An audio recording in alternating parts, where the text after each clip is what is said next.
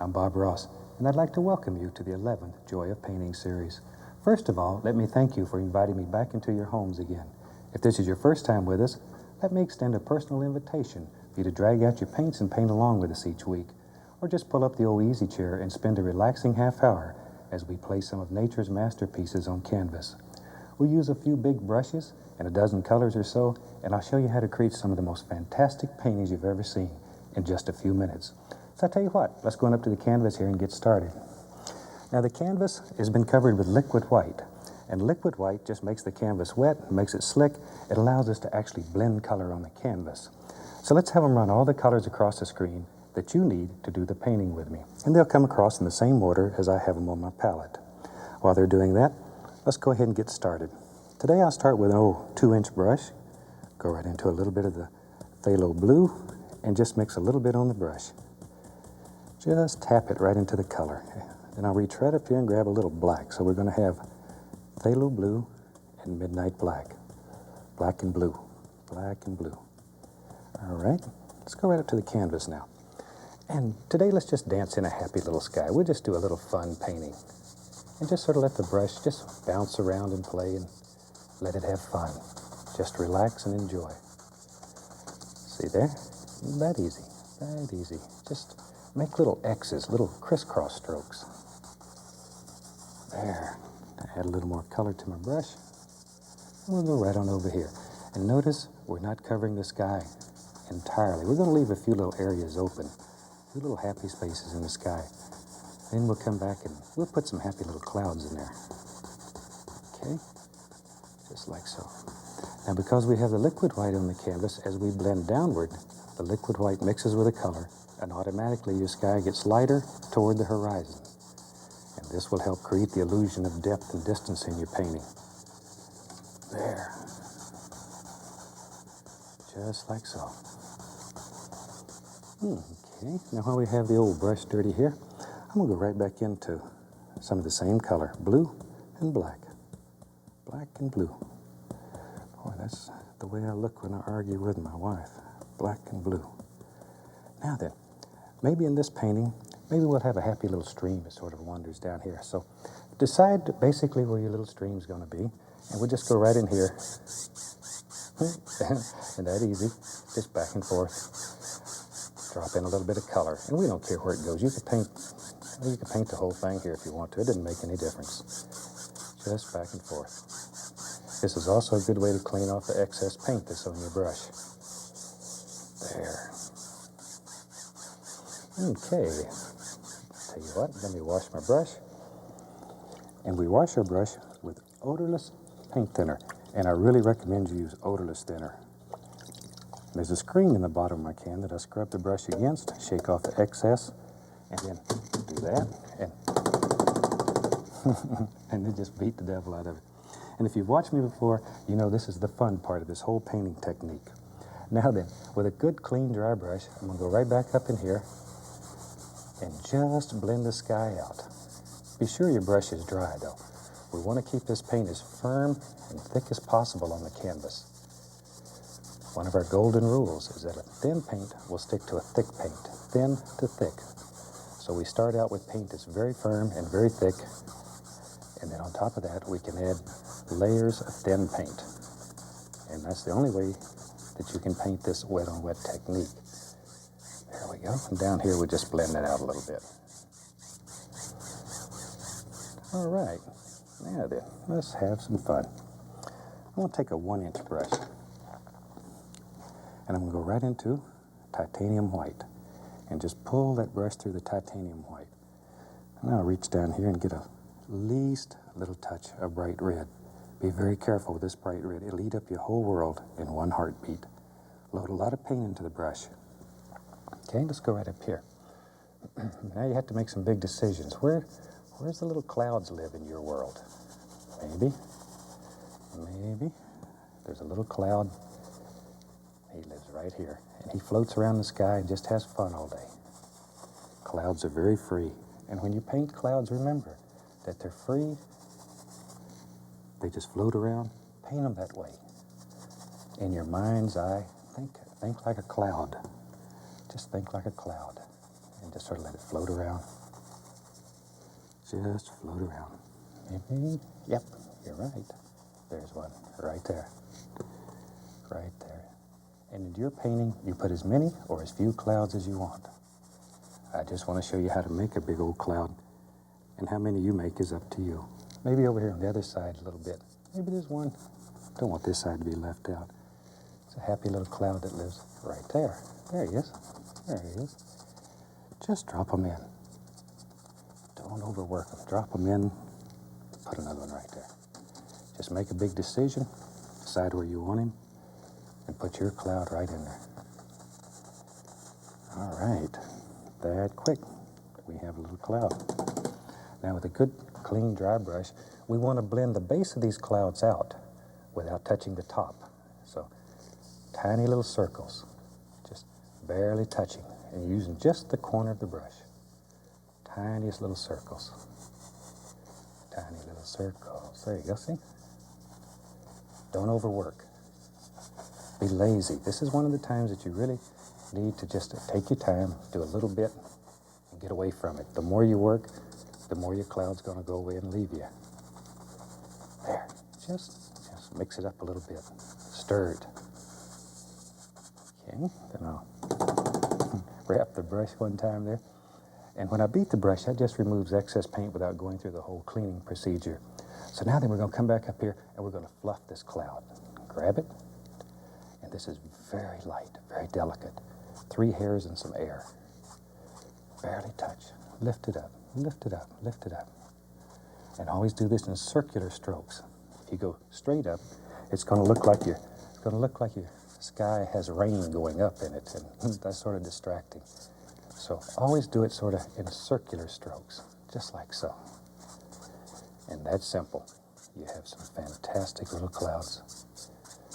Isn't that fun? There.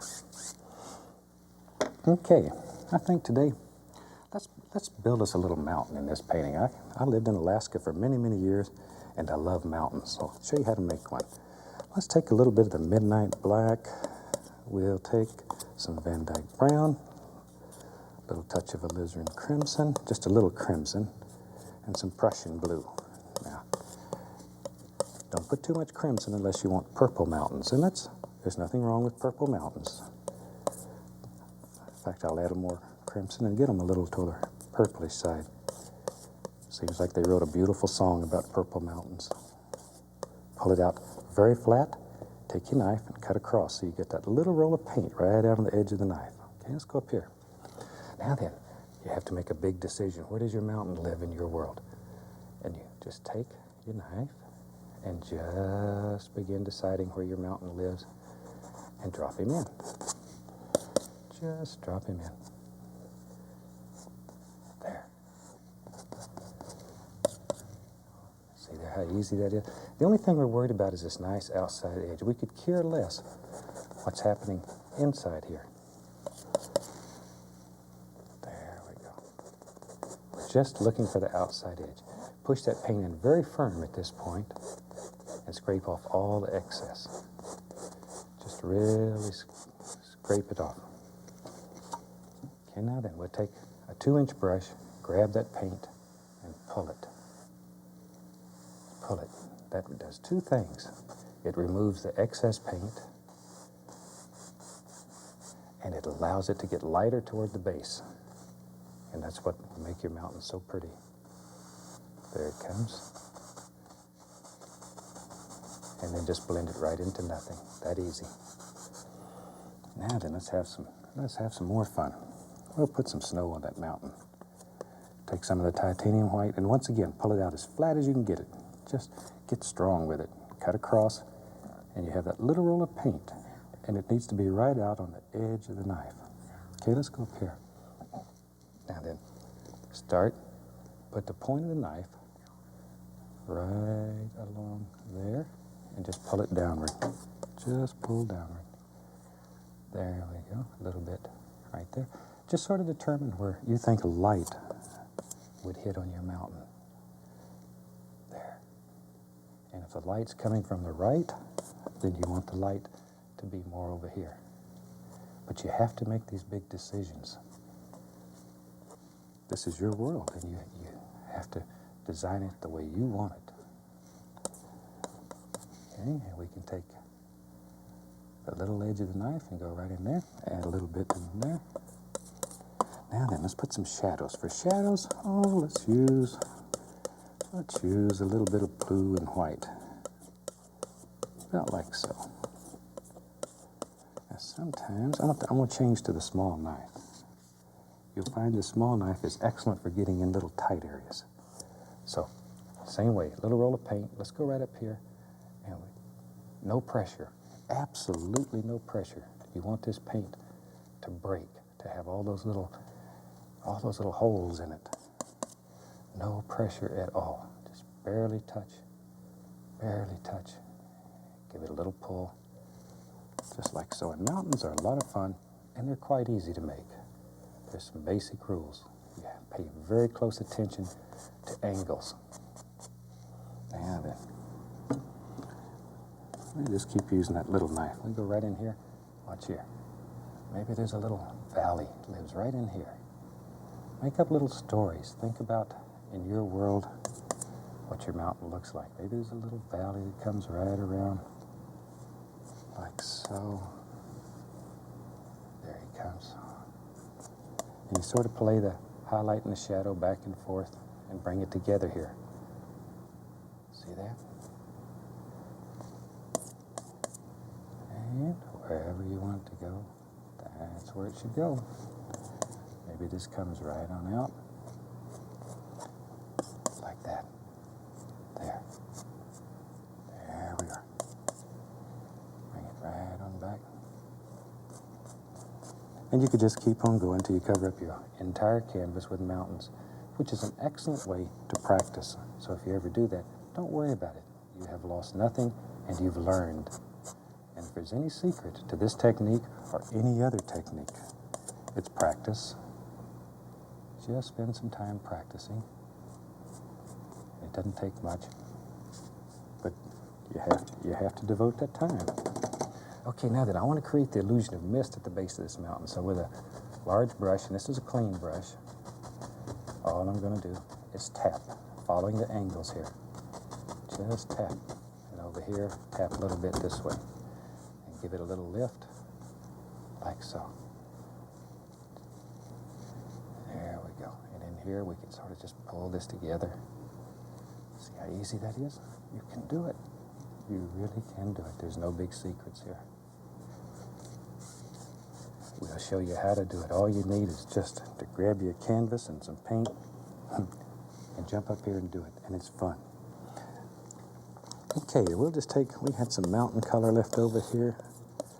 Let's add a little bit of, we'll add a little touch of sap green right into the same mountain color. So we have black, blue, brown, alizarin crimson.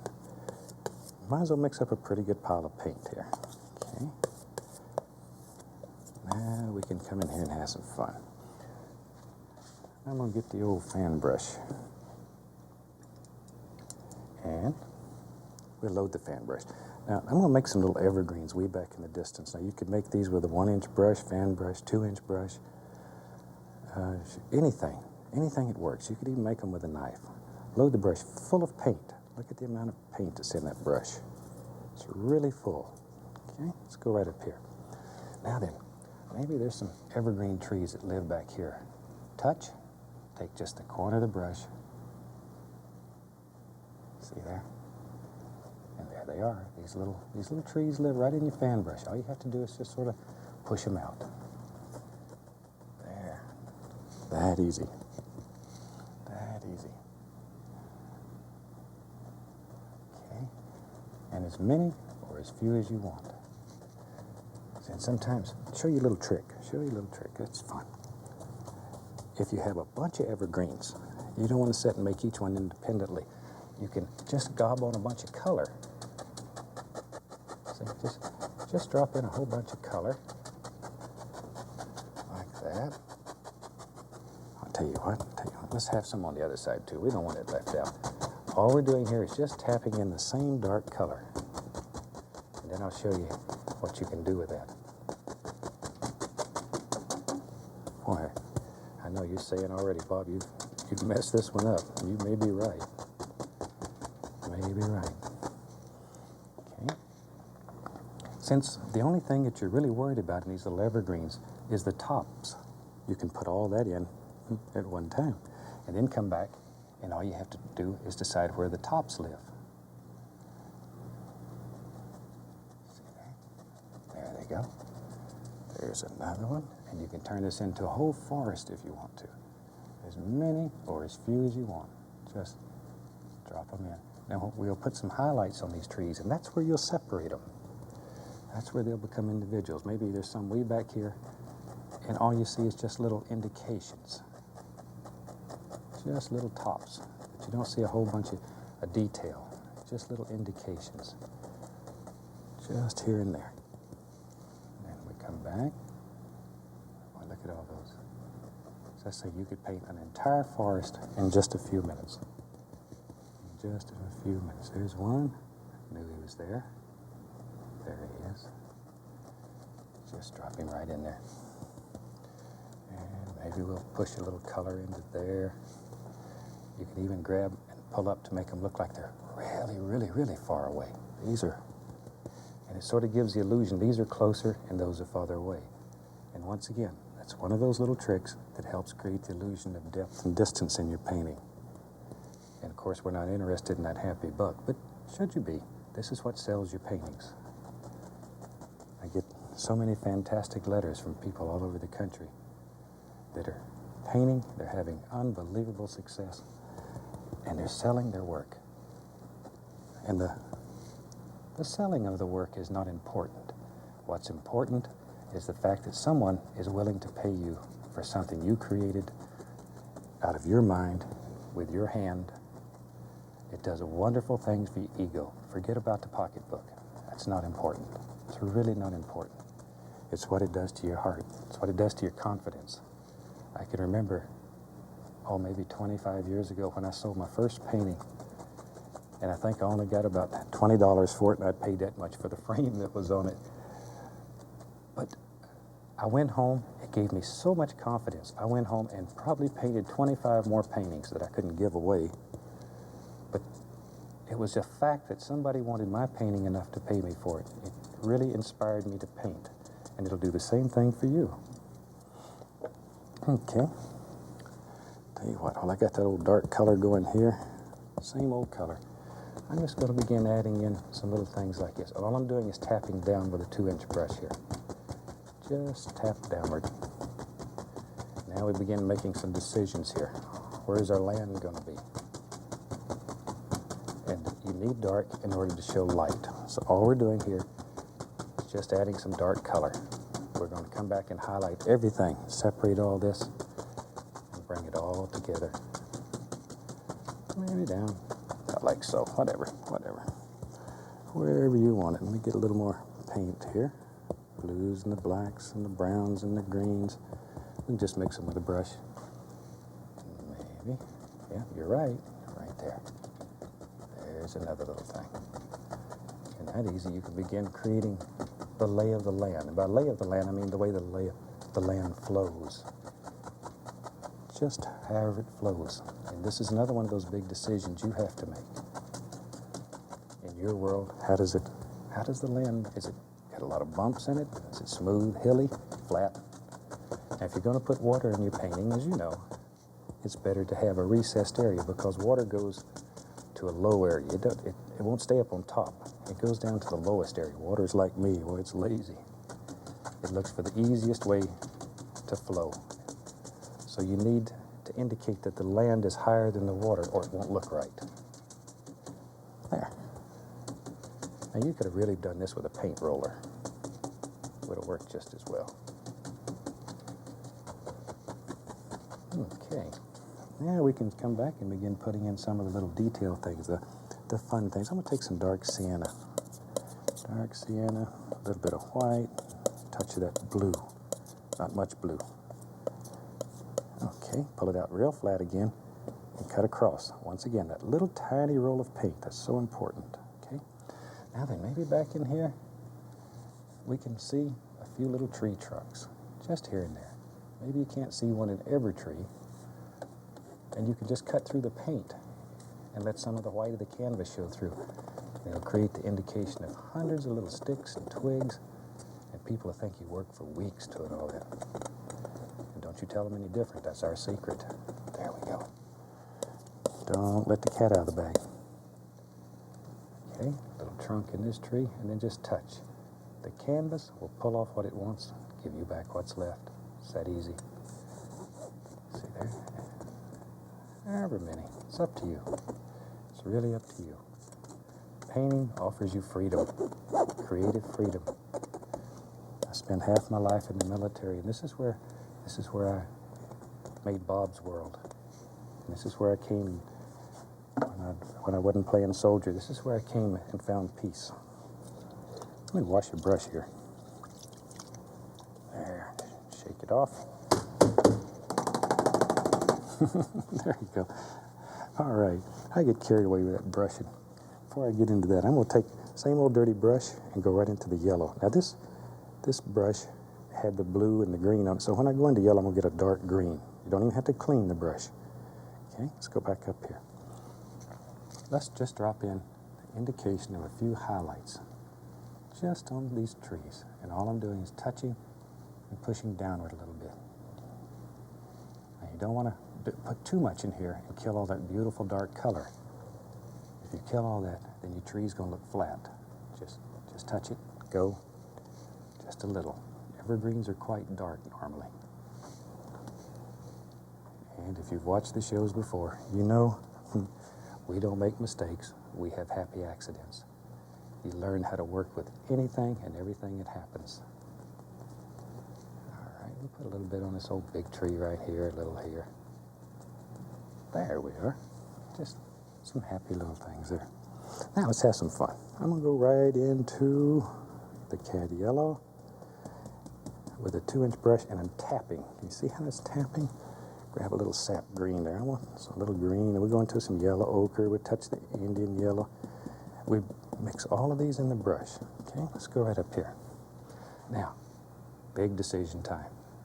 By tapping downward, right on top of that dark, we can begin creating a nice, soft, grassy area. See there? It's that easy. Tell you what, let's have some fun. Maybe back in here, let's put a happy little bush or two. Use the 1-inch brush, and let's just push in. Look at there. See? It's a happy little bush lives right back in here. Right up against these trees. Just like so. And maybe we'll put one on the other side. What the heck? We don't want him left out. And you can put a lot or a few, none, sort of up to you. Whatever. Whatever. And back to our 2-inch brush, and let's begin putting all this in. Now, all you're doing here is tapping. Just gently, gently, gently, gently tap. Here we go. See how you can create different planes and the whole lay of the land. That easy. That easy. There. Just let it fall right off your brush. Every once in a while, I'm going to touch at least a little bit of the bright red just to sparkle it up, put a little fire in there. And all these different planes help show depth and distance in your painting. Okay, there we go. And the more you tap this, the softer it'll become. It'll get very, very soft. Let's go over here on the other side. We don't want him left out. See how easy? Just tap. But the lay of the land, the angles, are the most important thing here. Don't lose sight of that. Don't lose sight of that. Okay, There's a big old bump, comes down and comes around, just like that. See, if you want to show a different plane, lighten the color a little and drop it in. There. Okay, just layer after layer after layer. I would strongly suggest you start in the background and work forward. That's sort of a good rule of thumb in this style of painting. Always start the thing as farthest away and work forward. And I think you'll find it works much easier for you that way. Now then, we'll just use a 1-inch brush here, whatever you have. I want to just pull some of this color down. Just pull it down. Just pull it straight down. And you can create all kinds of little things, and we'll just go across. It makes reflections. I'm going to make this like moving water, but even in moving water, there's reflections. They're still there. Now, if you wanted to have a little pond, this easy, you could create a happy little pond just by pulling a little of that color down, going across. See, wherever you want it. Now then, I'll dip my brush. I have another fan brush, and I have several of each brush, so I don't have to clean each one. Dipped it right into the liquid white, and I'm going into a titanium white. I'm going to load the brush quite full, reach up here and put the least little touch of the phthalo blue in it. Now then, here comes our little stream. And this is not a fast stream. Maybe before the series is over, we'll do a fast stream. This is just one that's sort of, just like me. It's lazy. It just wanders along here and has a good time. Just like so. And you just sort of scrub this brush across, but you want to keep these lines basically straight. Basically straight. And this is how you cut off the bottom of your land masses. Bring it all together. Just like so. See how easy that is? And you can do it. You really can do it. There. Wherever. Come right on out through here. See? And allow it to pick up some of that color, and it all blends together. Like so. That's all there is to it. Isn't that fun? I really hope you've enjoyed this painting. The old clock on the wall is telling me it's about time to bring this one to a close for the day. It's been a lot of fun. I've certainly enjoyed being with you, and I hope you've enjoyed the painting. From all of us here, I'd like to wish you happy painting, and God bless.